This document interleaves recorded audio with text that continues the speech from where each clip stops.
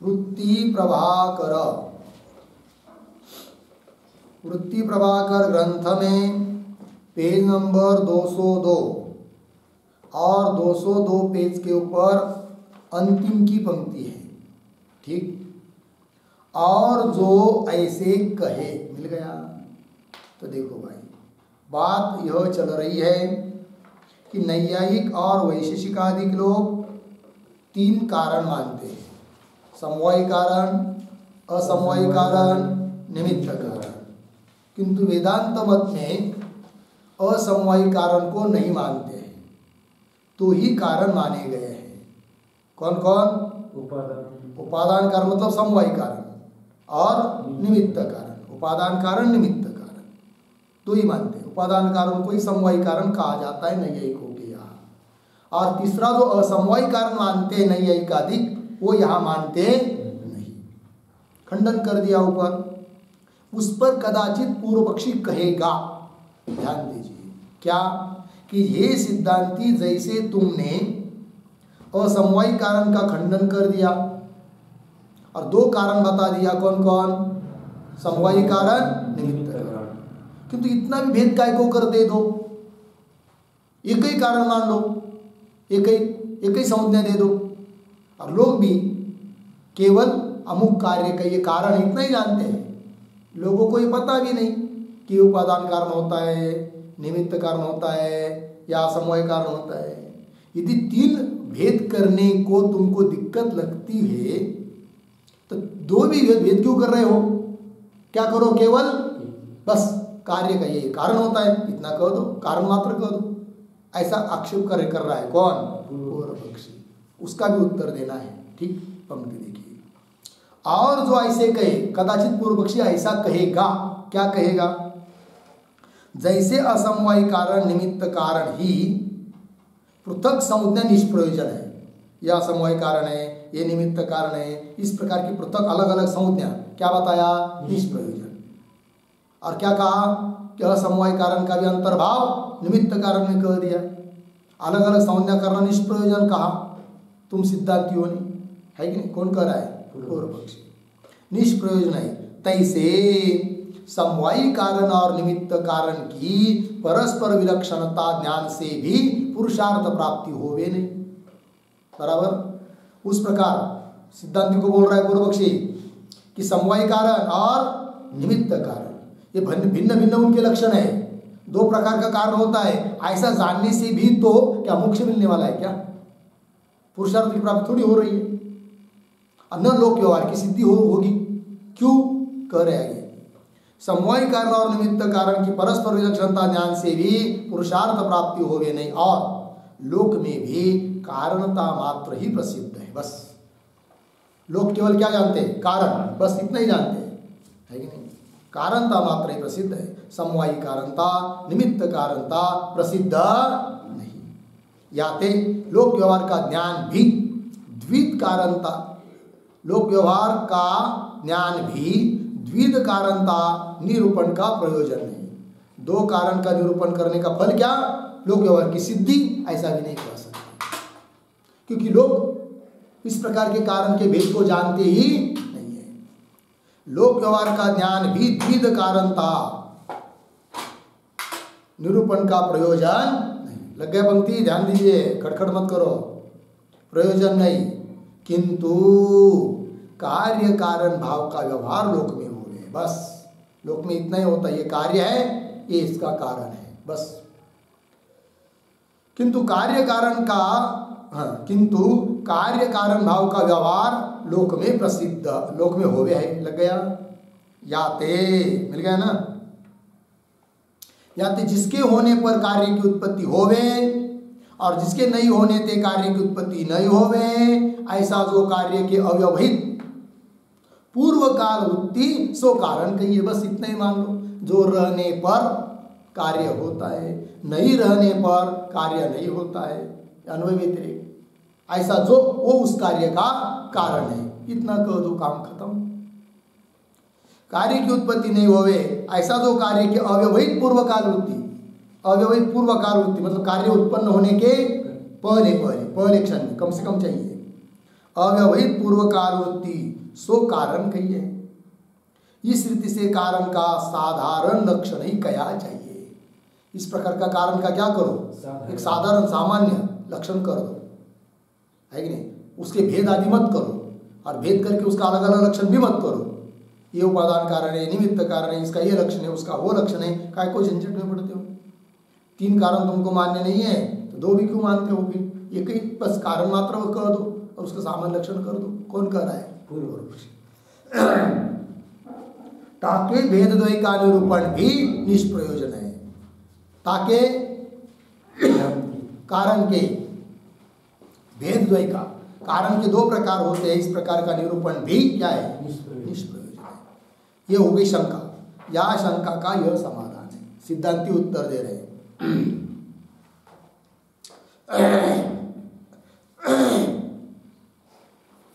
यद्यपि कारण के भेद द्वय निरूपण से पुरुषार्थ सिद्धि व लोक व्यवहार सिद्धि प्रयोजन नहीं, ये मान लिया सिद्धांति ने।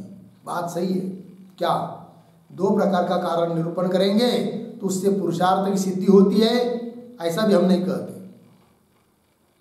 और लोक व्यवहार की सिद्धि होती है, ये भी हम नहीं कहते। अर्थात पुरुषार्थ की सिद्धि या लोक व्यवहार की सिद्धि प्रयोजन नहीं है। किंतु कुछ भी प्रयोजन नहीं है ऐसी भी बात नहीं है। 2 कारणों का हम भेद कर रहे हैं, निरूपण कर रहे हैं, उसका कुछ न कुछ लाभ तो है।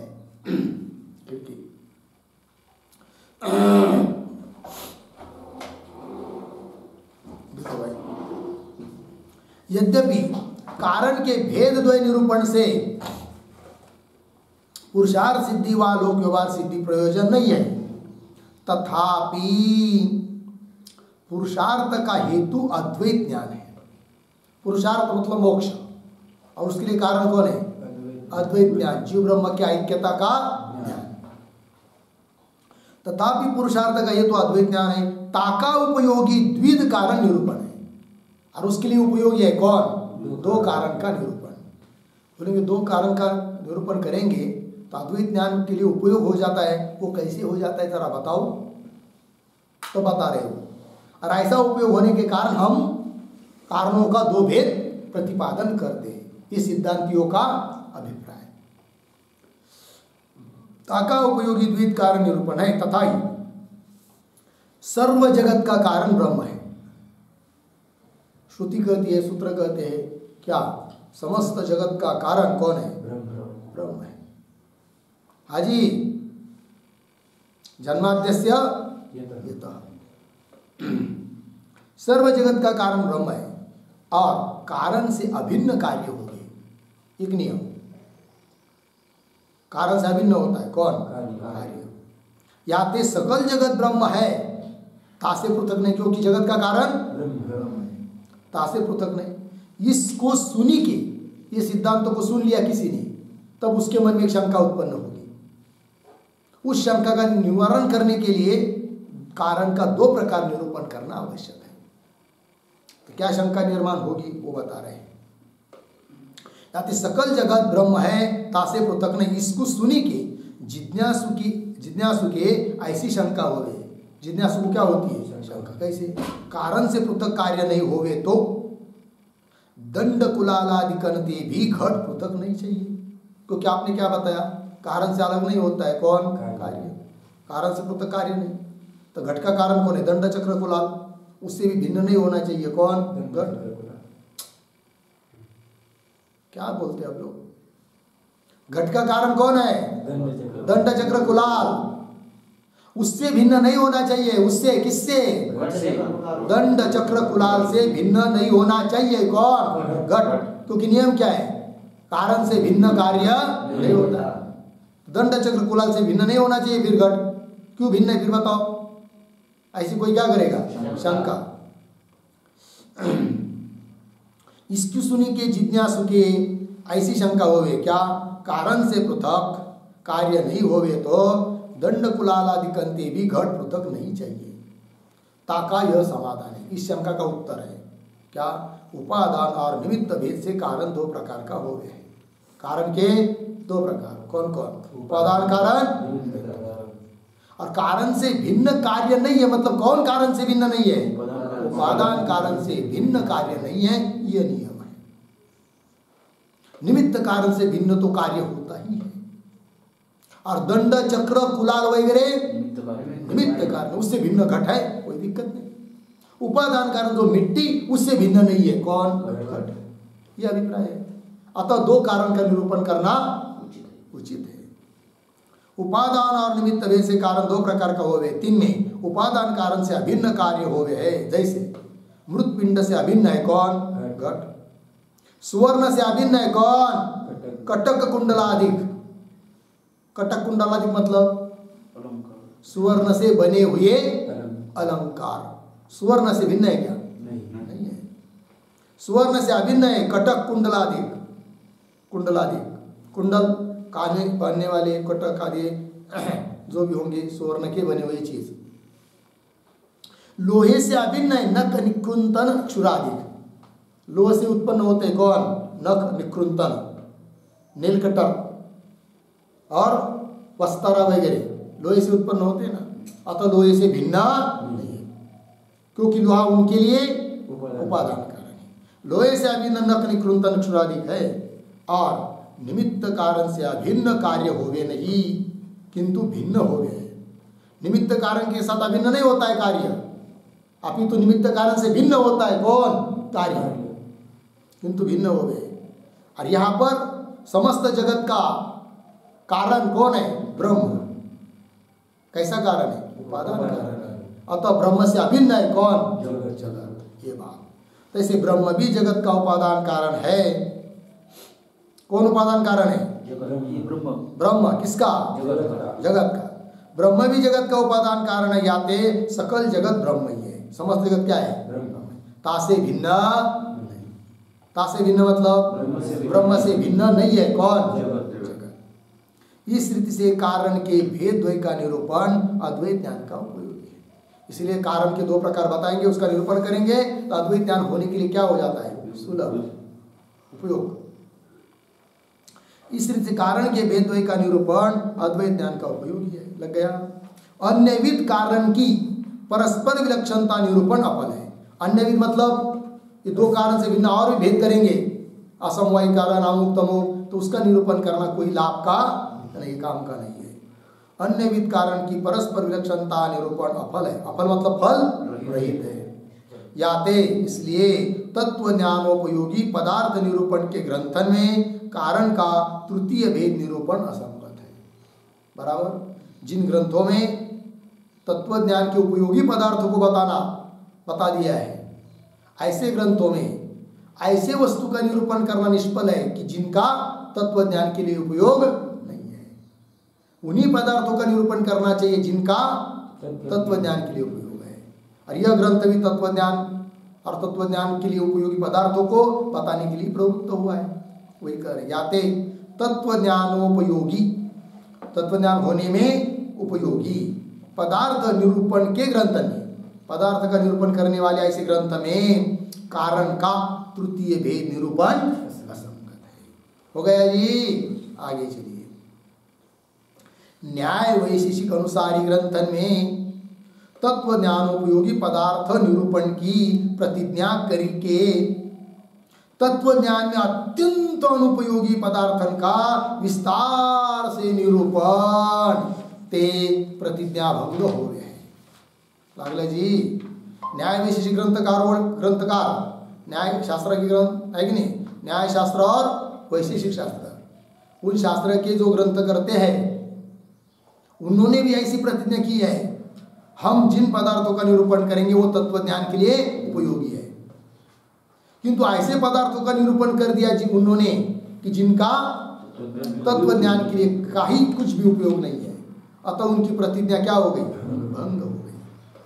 न्याय वैशेषिक अनुसारी ग्रंथन में तत्व ज्ञानोपयोगी पदार्थ निरूपण की प्रतिज्ञा करके तत्व ज्ञान में अत्यंत अनुपयोगी पदार्थन का विस्तार से निरूपण कर दिया है उन्होंने, इसलिए क्या हुआ? प्रतिज्ञा भंग हो गए। बराबर? जो इस रीति से तार्किक कहे। कदाचित अब तार्किक नैयायिक अधिक शंका करेंगे। क्या शंका करेंगे वो दे रहे हैं। जो इस रीति से तार्किक कहे, क्या तत्व ज्ञान का हेतु मनन है। तत्व ज्ञान के लिए मुख्य कारण कौन है? मनन है। बराबर।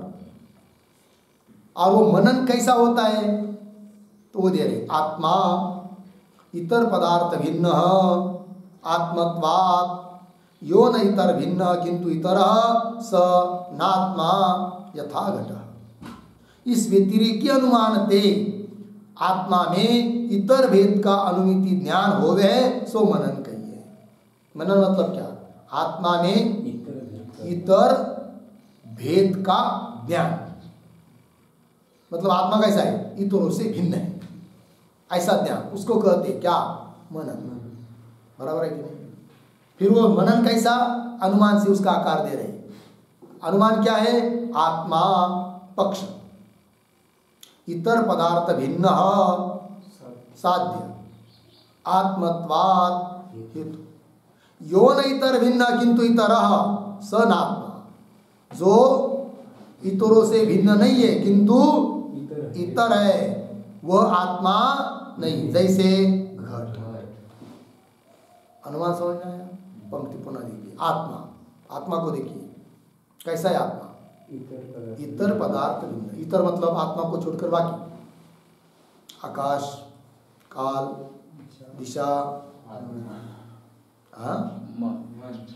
मन, पृथ्वी, जल, तेज, वायु, बाकी सभी आत्मा को छोड़कर जितने भी है उन सभी से भिन्न है कौन? आत्मा है कि नहीं? वही दे रहे, आत्मा इतर पदार्थ भिन्न। क्यों? आत्मवत्वात्, उसमें क्या है? आत्मत्व है, आत्मा है वो, अतः इतरों से भिन्न है। फिर अन्वय अनुमान तो नहीं बनेगा, व्यतिरिक्त अनुमान। यत्र साध्याभाव तत्र हेत्वाभाव, वही करे। यह न इतर भिन्न। जैसे घट, घट इतर है क्या? इतर से भिन्न है? इतर है। क्योंकि ध्यान दीजिए, इतर शब्द में कौन आते हैं? आत्मा को छोड़कर बाकी सभी। तो घट भी आया कि नहीं? किसमें? इतर में। घट कैसा है? इतर है। क्या इतर से भिन्न है? नहीं, इतर से भिन्न एक ही है, कौन? आत्मा। तो यो न इतर भिन्न, जो घटादि पदार्थ इतरों से भिन्न नहीं है किंतु इतर ही है। इतर स, ऐसे घटादि पदार्थ नात्मा, स नात्मा, वो आत्मा नहीं है। जैसे घट। इस व्यतिरिक्त अनुमानते, इस व्यतिरिक्त अनुमान से क्या होता है? आत्मा में इतर भेद का अनुमिति ज्ञान हो गए। आत्मा में इतर भेद का अनुमिति ज्ञान, आत्मा इतरों से भिन्न है, ऐसा अनुमिति ज्ञान होता है, हो गए। सो मनन कहे, उसी को मनन कहते हैं। किसको? आत्मा में इतर भेद का ज्ञान होना, यह है मनन। चाहे वो अनुमान से ज्ञान हो चाहे किसी से हो। लग गया जी? चलिए, सो मनन कहिए। और इतर पदार्थ के ज्ञान बिना आत्मा में इतर भेद का ज्ञान संभव ही नहीं। अब इतर पदार्थ का निरूपण ही नहीं करेंगे, है कि नहीं? तो इतर पदार्थ के ज्ञान ही प्रतिपादन नहीं करेंगे तो आत्मा में इतर भेद का ज्ञान होगा क्या? इतरों का भेद, उस भेद का प्रतियोगी जो इतर, उसका ज्ञान रहेगा तभी तो उनसे भिन्न आत्मा समझ में आएगा। अतः प्रतियोगी जो इतर, उसका निरूपण हम कर रहे हैं तो क्या हमारी दिक्कत है? क्या गलती है? कौन कहेंगे? न्याय विशेषज्ञ लोग। और इतर पदार्थन के ज्ञान बिना आत्मा में इतर भेद का ज्ञान संभव है नहीं। काहे थे? नियम है, प्रतियोगी ज्ञान बिना भेद ज्ञान होवे नहीं। बराबर। भूतल पर घट का भेद है, ये तब ज्ञान रहेगा जब घट का पहले ज्ञान रहेगा, लेकिन अर्थात प्रतियोगी का ज्ञान रहेगा तभी भेद का क्या होता है? ज्ञान होता है। प्रतियोगी ज्ञान बिना भेद, भेद मतलब अन्योन्याभाव, किसी भी अभाव का ज्ञान तब होता है जब उसके प्रतियोगी का ज्ञान रहता है। चलिए, प्रतियोगी ज्ञान बिना भेद ज्ञान होवे नहीं याते, इसलिए आत्मा में इतर भेद की अनुमिति रूप मनन का उपयोगी, इतर पदार्थन का निरूपण भी तत्व ज्ञान का उपयोगी है। लग गया? इसलिए आत्मा में इतर भेद की क्या करनी है? अनुमिति। इतर भेद के अनुमिति रूप जो मनन, उस मनन का उपयोगी है कौन? इतर पदार्थन का निरूपण। इतर पदार्थन का निरूपण भी तत्व ज्ञान का उपयोगी है। ऐसा बोलेंगे कौन? तार्किक नहीं है। अधिक उत्तर दे रहे सो संभवे नहीं। इस प्रकार का जो तार्किकों का कहना है वह भी संभव नहीं है। कैसे दे रहे हैं? सो संभव नहीं काहे थे? शुद्ध अर्थ के निश्चय के अनुकूल प्रमेय संध्या निवर्तक युक्ति चिंतन को मनन कहे हैं। मनन की परिभाषा नैयायिकों ने मनन की परिभाषा क्या की? आत्मा में इतर पदार्थों का भेद ज्ञान, इसको बोलते वो नैयायिक लोग मनन। क्या है मनन? आत्मा में इतर पदार्थों के भेद का ज्ञान, इसको कहते हैं मनन। कौन? नैयायिक लोग, वैशेषिक लोग। किंतु मनन की वो परिभाषा नहीं है हमारे यहाँ वेदांत की। यहाँ फिर क्या है मनन? किसको कहते हैं? तब दे रहे हैं शुद्ध अर्थ के निश्चय के अनुकूल प्रमेय संध्या निवर्तक युक्ति चिंतन को मनन कहे। मनन की परिभाषा क्या चिन्ह? शुद्ध अर्थ। शुद्ध अर्थ मतलब श्रुति ने बताया हुआ अर्थ, उस अर्थ के निश्चय के अनुकूल। बराबर? निश्चय के अनुकूल। श्रुतार्थ का श्रुति ने बताया हुआ जो अर्थ है, उस अर्थ का निश्चय करने के लिए जो अनुकूल युक्तिया, उसका नाम है मनन। अनुकूल। और कैसा? प्रमेय संध्या निवारक। प्रमेय मुख्य सिद्धांत विषय जो संशय, उस संशय का निवर्तक कौन? युक्ति चिंतन। उस युक्ति चिंतन को कहते हैं क्या? मनन। और भेद ज्ञान से अनर्थ हो गए। और तुम नहीं एक लोग तो आत्मा में इतर पदार्थ के भेद ज्ञान को मनन कहते। भेद ज्ञान से इष्टार्थ सिद्ध नहीं होता है, अपितु भेद ज्ञान अनर्थ का कारण है। वही कह रहे भेद ज्ञान से अनर्थ हो गए। कैसे? सर्वम खल्विदम ब्रह्म इत्यादि वाक्यंते। अभेद से सकल वेद का तात्पर्य है। सर्वम खल्विदम ब्रह्म, सब कुछ क्या है? ब्रह्म ही है। इत्यादि वाक्यंते, इत्यादि वाक्य के द्वारा, इत्यादि वाक्य के आधार पर अभेद से सकल वेद का तात्पर्य है। सकल वेद का तात्पर्य किसमें है? अभेद में है। अद्वैत बताने में तात्पर्य है। और श्रुति भी कहती है ना, द्वितीयाद् वै भयम भवति। द्वितीया द्वैत से ही क्या होता है? भय होता है। ये कह रहे हैं द्वितीयाद् वै भयम भवति। और श्रुति बता रहे मृत्यो स मृत्युमाप्नोति यह नाना इव पश्यति। है कि नहीं? वह मृत्यु से, एक मृत्यु से दूसरे मृत्यु को प्राप्त होता है। कौन? जो यह नाना इव पश्यति। नाना मतलब अनेकत्व को देखता है। वही जीव एक मृत्यु से दूसरी मृत्यु को प्राप्त होता है। मृत्यो स मृत्युमाप्नोति यह नाना इव पश्यति इत्यादि वाक्यनते। न कहा जी भेद ज्ञान की निंदा करिए। इत्यादि वाक्य के द्वारा क्या किया है? भेद ज्ञान की निंदा। याते भेद ज्ञान को साक्षात व तत्व ज्ञान द्वारा पुरुषार्थ जनकता संभवे। इसलिए भेद ज्ञान पुरुषार्थ का जनक न तो साक्षात है, न तो परंपरा से है, या तत्व ज्ञान के द्वारा है। भेद ज्ञान किसी भी प्रकार से तत्व पुरुषार्थ का उपयोगी नहीं है। याते भेद ज्ञान को साक्षात व तत्व ज्ञान द्वारा पुरुषार्थ जनकता संभवे।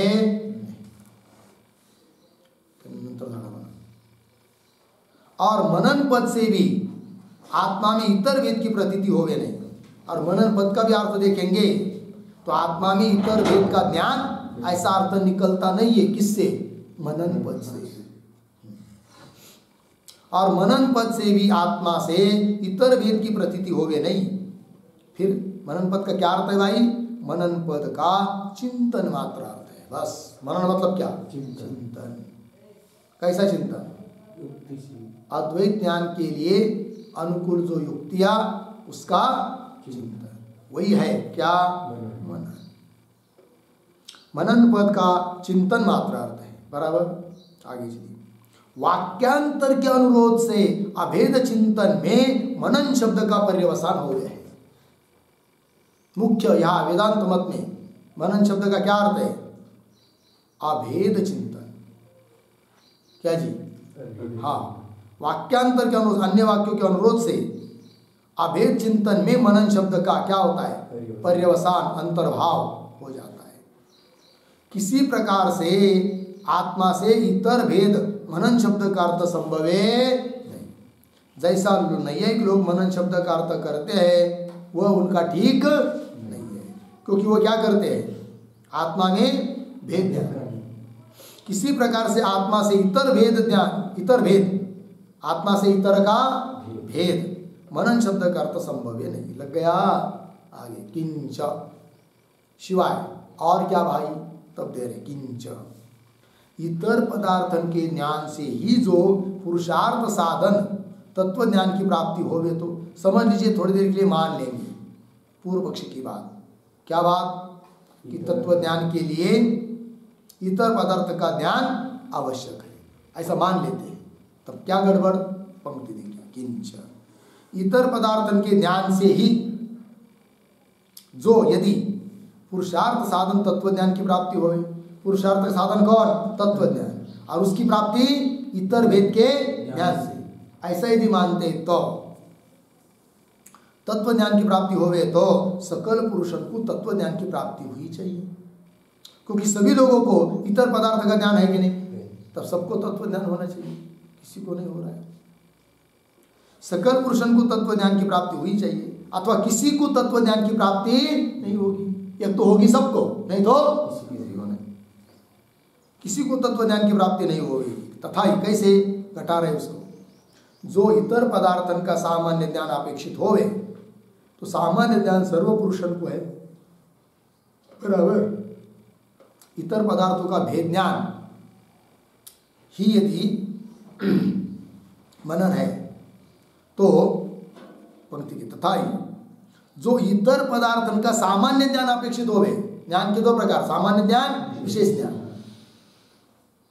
सामान्य ज्ञान अपेक्षित है ऐसा कहेंगे तो जो इतर पदार्थों का सामान्य ज्ञान अपेक्षित हो गए, तो सामान्य ज्ञान सर्व पुरुषों को, सभी लोगों को सभी वस्तु का क्या है? सामान्य रूप से ज्ञान है, बस कुछ नहीं, पता नहीं कैसा क्या है, सामान्य ज्ञान सबको है। याते इतर भेद, याते इतर ज्ञान पूर्वक, इतर पदार्थों का ज्ञान पूर्वक इतर भेद ज्ञान ते सर्व को तत्व ज्ञान हुआ चाहिए। सबको फिर क्या होना चाहिए? और सर्व पदार्थन का असाधारण धर्म स्वरूप विशेष रूप से इतर ज्ञान अपेक्षित होवे, तो सर्वज्ञ ईश्वर बिना असाधारण धर्म ते सकल इतर का किसी को ज्ञान संभव नहीं, बराबर। और सर्व पदार्थन का यच्यावत दुनिया के सभी पदार्थों का असाधारण धर्म स्वरूप विशेष रूप से इतर ज्ञान अपेक्षित होवे। कैसा विशेष ज्ञान? असाधारण। जैसे घट में क्या है? असाधारण घटत्व है, पट में पटत्व है, नहीं केवल जाति नहीं होता है, लेकिन अलग अलग क्या होता है? विशेष ज्ञान। सर्व पदार्थन का असाधारण धर्म स्वरूप, जैसे पृथ्वी का असाधारण धर्म स्वरूप ज्ञान क्या है? गंधवती पृथ्वी, ये उसका क्या है? असाधारण धर्म स्वरूप विशेष ज्ञान है। सर्व पदार्थन का असाधारण धर्म स्वरूप विशेष रूप से इतर ज्ञान अपेक्षित होवे, तो सर्वज्ञेश्वर बिना असाधारण धर्म ते सकल इतर का किसी को ज्ञान संभव नहीं। बस एकमात्र ईश्वर को ही फिर ज्ञान होगा। सभी पदार्थों का असाधारण धर्म रूप से ज्ञान किसको रहेगा? ईश्वर, केवल ईश्वर को, अन्य को नहीं। सर्वज्ञ ईश्वर बिना असाधारण धर्म ते सकल इतर का किसी को ज्ञान संभव ही नहीं। याते इसलिए इतर ज्ञान के असंभव थे, इतर ज्ञान हो ही नहीं रहा है फिर सबको, विशेष रूप से केवल ईश्वर को होता है, बाकी को नहीं। तो किसी को फिर मनन सिद्ध नहीं होगा। एक तो सबको मनन सिद्ध होना चाहिए, नहीं तो किसी को नहीं। साधारण ज्ञान यदि है मनन, साधारण ज्ञान सबको है, फिर मनन सबको होना चाहिए। होता है क्या? नहीं। और विशेष ज्ञान ही मनन है, तो सभी पदार्थों का विशेष ज्ञान ईश्वर के बिना और किसी को नहीं। या तो इतर ज्ञान के असंभव थे, इतर भेद ज्ञान के अभाव थे तत्व ज्ञान किसी को नहीं होगा। या ते प्रमाणादि निरूपण बिना बहुत पदार्थन का निरूपण निष्प्रयोजन होने ते कारण में तृतीय भेद निरूपण अनपेक्षित है। मिल गया? उपसंहार कर रहे हैं। याते है कि नहीं, निरूपण करना है ग्रंथ में तो उतने पदार्थों का निरूपण करो जितना तत्व ज्ञान के लिए उपयोगी है, वही करे। याते प्रमाणादिक निरूपण बिना, प्रमाण प्रमेय इतना इसकी निरूपण करना चाहिए। उसके निरूपण को छोड़कर बहुत पदार्थन का निरूपण क्या है?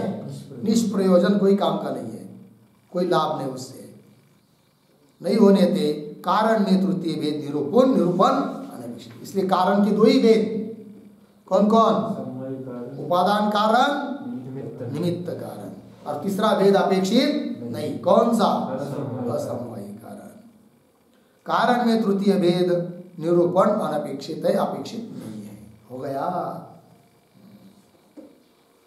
और देखो भाई आगे,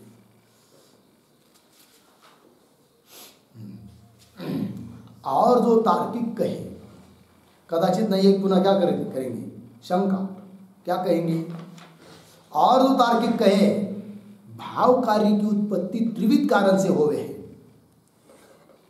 ध्यान दीजिए जी, कार्य के दो प्रकार, भाव कार्य, अभाव कार्य। उसमें भाव कार्य की उत्पत्ति तो तीन कारण से होती है। भाव कार्य का मतलब घट, पट, मठ, शरीर, नदी, पर्वत, ये सब क्या है? भाव कार्य है, भावात्मक कार्य है। लग गया जी?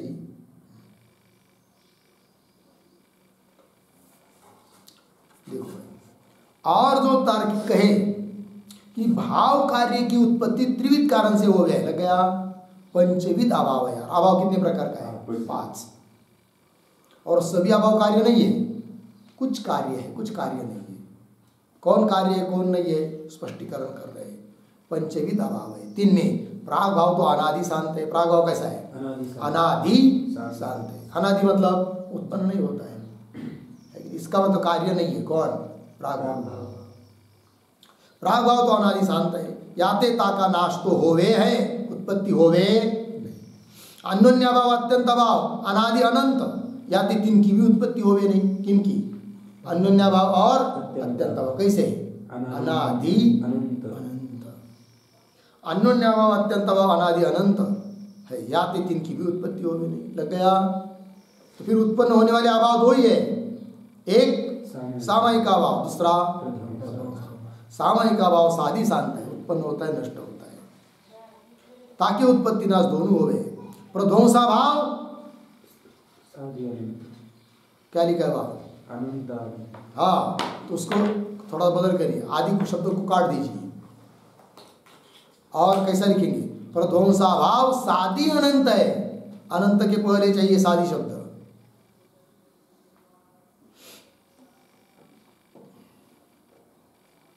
प्रध्वंसा भाव साधी अनंत है, याते ताका नाश तो होवे नहीं, उत्पत्ति होवे है। लग गया? इस रीति से 2 अभाव की उत्पत्ति होवे, याते दोनों कार्य है। कार्य रूप अभाव कौन कौन? सामयिक अभाव, प्रध्वंसा भाव। देखो भाई, इस रीति से 2 अभाव की उत्पत्ति होवे, याते दोनों कार्य है। लग गया ना? 3 के समवायी कारण, असमवायी कारण तो संभव है नहीं। किनके? अभाव के, क्योंकि अभाव के लिए कोई भी समवायी कारण नहीं होता है, केवल निमित्त कारण से उत्पन्न होते। कौन? अभाव। 3 में समवायी कारण, असमवायी कारण तो संभव नहीं। काहे थे? क्यों नहीं समवायी कारण? हेतु दे रहे, जामे समवाय संबंध से कार्य उपजे सो समवायी कारण कहिए। समवायी कारण की परिभाषा है, जिनमें समवाय संबंध से कार्य उत्पन्न होता है उसको कहते हैं क्या? समवायी कारण। घट का समवायी कारण कपाल, पट का समवायी कारण क्योंकि उस तंतु और उस पट में, कपाल में समवाय संबंध से कार्य उत्पन्न होता है। जहाँ में समवाय संबंध से कार्य उपजे सो समवायी कारण कहिए। लग गया? किसी में समवाय संबंध से अभाव रहे नहीं, ठीक है ना, वह लिख रहे को काटकर उपजे नहीं।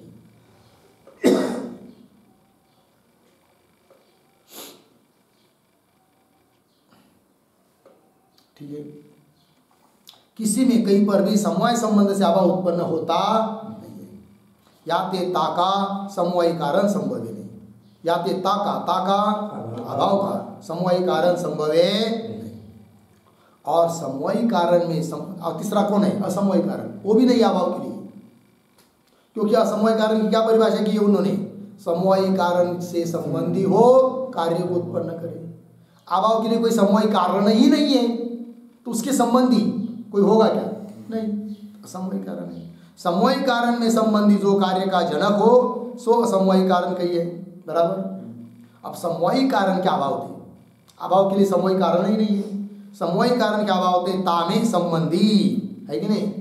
उस समवाय कारण से संबंधी जनक के असंभव थे, उत्पन्न करने वाले का असंभव होने से असमवाय कारण भी अभाव का संभव है नहीं। अभाव के लिए न तो समवाय कारण है, न तो असमवाय कारण, केवल निमित्त कारण होता है। या तो केवल निमित्त कारण से सामयिक भाव प्रध्वंसाभाव उपजे है। लग गया। भूतलादि देश में घट के सामयिक भाव का, यानी भूतल पर का है घट का सामयिक भाव, क्योंकि घट को कोई ले गया सामयिक भाव उत्पन्न हुआ, कोई घट लाकर रख दिया सामयिक भाव नष्ट हुआ। भूतलादि देश में मिल गया ना, घट के सामयिक भाव का, बराबर, घट के सामयिक भाव का। भूतलादि देश से घट का अपसारण, भूतल से ले गया कोई, किसको? घट को। घट का अपसारण निमित्त कारण है। घट को ले गया, निमित्त कारण हो गया, घट अभाव उत्पन्न हो गया। कौन सा? सामयिक भाव। घट के प्रध्वंस अभाव का निमित्त कारण घट है, और घट के प्रध्वंस अभाव का निमित्त कारण कौन है? घट रहेगा तभी तो प्रध्वंस उत्पन्न होगा। और मुद्गर मार दिया, वो भी निमित्त कारण है। तात्पर्य प्रध्वंस के लिए भी और सामयिक अभाव के लिए भी कोई भी समवाय कारण नहीं है, असमवाय कारण नहीं है, केवल निमित्त कारण है। घट के प्रध्वंस अभाव का निमित्त कारण घट है। तो ऐसे घट से मुद्गरादिकन का संयोग भी, घट पर क्या कर दिया? मुद्गर मार दिया। तो घट से मुद्गरादिकन का संयोग भी घट ध्वंस का क्या है? निमित्त कारण है। इस रीति से अभाव कार्य तो निमित्त कारण मात्र जन्य है। अभाव कार्य केवल निमित्त कारण से ही उत्पन्न होते हैं, उनके लिए समवाय कारण असमवाय कारण होते नहीं। तथापि यावत भाव कार्य त्रिविध कारण जन्य है, यह नियम है। ऐसा नहीं बोलेंगे कदाचित। जितना भी भाव कार्य है, घट पट मट वगैरह, वो सब कैसे? तीन कारण से जन्य। तथापि यावत भाव कार्य त्रिविध कारण जन्य है, यह नियम है। लग गया। इस तार्किक वचन का, या तक हुआ तार्किक का कहना, अब सिद्धांत उसका खंडन कर रहे हैं। इस तार्किक वचन का सर्ग के आदि काल में जो ईश्वर की चिकीर्षा से परमाणु में क्रिया होवे, तामे विचार है। मिल गया? विचार मतलब नियम का वाद, बराबर। पंक्ति को भाई, इस तार्किक वचन का सर्ग के आदिकाल में, सर्ग सृष्टि, जब सृष्टि उत्पन्न हुई पहले, एकदम पहली बार, उस समय ऐसा हम कुछ भाव कार्य दिखाएंगे कि जिसके लिए समवाय कारण हो ही नहीं सकता, बराबर। बोलेंगे बताओ कहाँ है? देखो, इस तार्किक वचन का सर्ग के आदिकाल में, सर्ग सृष्टि आदिकाल में जो ईश्वर की चिकीर्षा से, चिकीर्षा इच्छा, ईश्वर की इच्छा से परमाणु में क्या होती है? क्रिया। प्रलय हुआ है ना, केवल परमाणु बचे इनके यहाँ, फिर ईश्वर की इच्छा से परमाणु में क्रिया होती है। एक परमाणु का दूसरे परमाणु के साथ क्या होता है? संयोग, है कि नहीं? तो वो जो परमाणु में क्रिया उत्पन्न हुई, उसके लिए क्या समवाय कारण कौन है? वो परमाणु। ईश्वर की चिकीर्षा से परमाणु में क्रिया होवे, तामे भी विचार रहे काहे थे। इस परमाणु की क्रिया का परमाणु समवाय कारण है। परमाणु की क्रिया का समवाय कारण कौन है? परमाणु है। और ईश्वर इच्छाधिक निमित्त कारण है, असमवाय कारण है नहीं। और तुमने क्या कहा था? सभी भाव कार्य 3 कारण से उत्पन्न होते, या क्रियात्मक जो भाव कार्य है उसके लिए तो 2 ही कारण प्रतीत हो रहे हैं, तीसरा कारण तो प्रतीत नहीं हो रहा है। ईश्वर इच्छाधिक निमित्त कारण है। लग गया? परमाणु में संबंधी कोई क्रिया का जनक होवे तो असमवाय कारण होवे, क्योंकि उनका नियम था समवाय कारण का। क्या? समवाय कारण से संबंधी हो, कार्य को उत्पन्न करे, या क्रिया का समवाय कारण परमाणु, उसके साथ कोई संबंधी हो और क्रिया को उत्पन्न करे, तब उसको हम कह पाते क्या? असमवाय कारण। ऐसा तो कुछ नहीं। ठीक, परमाणु में संबंधी कोई क्रिया का जनक होवे तो असमवाय कारण होवे। सो परमाणु में संबंधी, लग गया? परमाणु में संबंधी तिस क्रिया का जनक कोई नहीं, कोई है नहीं। या ते सर्गारंभ में, सृष्टि जब उत्पन्न हुई तब सर्गारंभ में परमाणु की क्रिया कारण द्वयजन्य है। परमाणु की क्रिया कैसे? केवल 2 कारणों से उत्पन्न होती है, 3 कारण से नहीं। अतः उसका नियम का बाद हो गया। क्या नियम था उसका? भाव कार्य की उत्पत्ति 3 कारण से हुई, खंडित हो गया। याते सर्गारंभ में परमाणु की क्रिया कारण द्वयजन्य है, कारण त्रयजन्य नहीं। याते तार्किक का उक्त नियम संभवे नहीं। और सिद्धांत मत में तो यावत भाव कार्य उपादान निमित्त कारण जन्य है, और वेदांत मत में जितने भी भाव कार्य वो कैसे? 2 ही कारणों से उत्पन्न होते हैं। कौन कौन? उपादान कारण, निमित्त कारण जन्य है। यह नियम है। ताका कहू भी ये विचार बात नहीं है।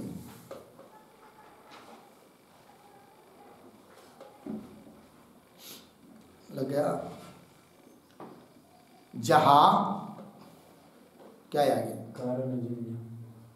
कारण त्रयजन्य, त्रय शब्द की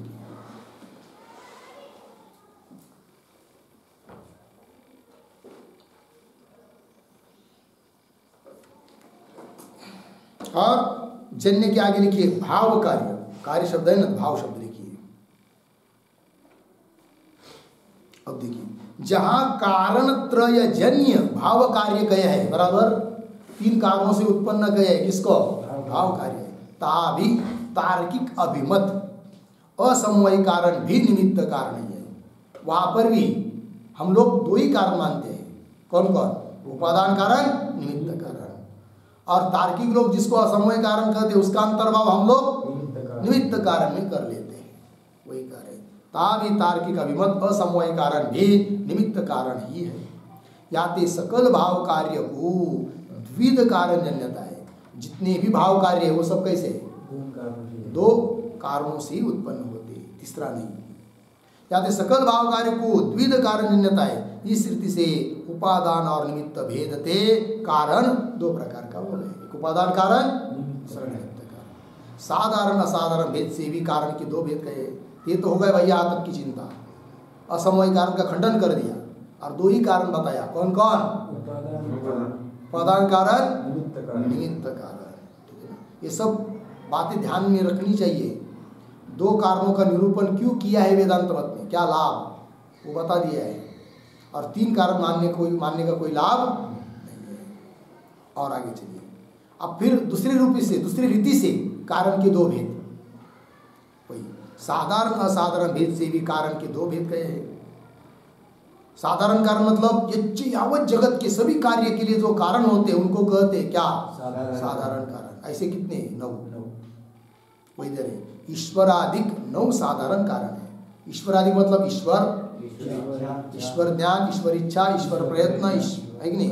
काल, दिशा, दृष्ट, प्रागभाव, प्रतिबंध का भाव 9 हो गए। ईश्वराधिक 9 साधारण कारण है। 3 से भिन्न घटाधिकन के कपालाधिक असाधारण कारण है। उनसे भिन्न जितने कारण है वो सब क्या है? असाधारण। 3 में भी कोई निमित्त कारण है, कोई उपादान कारण है, बस इतना ही। कोई निमित्त कारण है तो कोई उपादान कारण।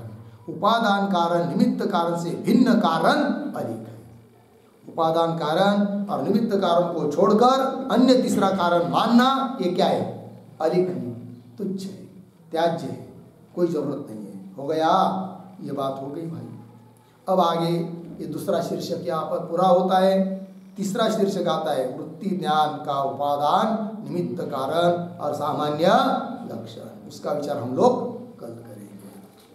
ओम पूर्णमदः पूर्णमिदं पूर्णात् पूर्णमुदच्यते पूर्णस्य पूर्णमादाय पूर्णमेवावशिष्यते। ओम शांति शांति शांति। शंकरं